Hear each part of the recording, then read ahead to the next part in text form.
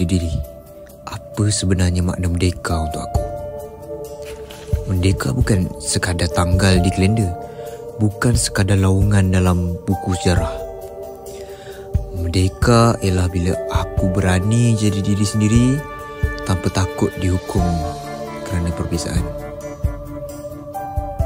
Dekat stesen ni, aku sedar perjalanan bangsa ini panjang, penuh luka, penuh persinggahan. Tapi akhirnya kita sampai pada destinasi bernama kebebasan. Macam tren ni juga, hidup terus bergerak. Ada stesen kita singgah, ada perjalanan kita teruskan. Bagi aku, merdeka ialah keberanian untuk melangkah. Walaupun aku tak pasti apa yang menunggu hadapan, dalam langkah itu, aku melihat sebuah masyarakat madani. Rakyat disantuni, perbezaan dihormati. Setiap insan diberi ruang hidup bermaruah. Merdeka juga adalah ruang untuk aku belajar, berkarya, bersuara, sambil tetap menghormati orang lain di sekelilingku.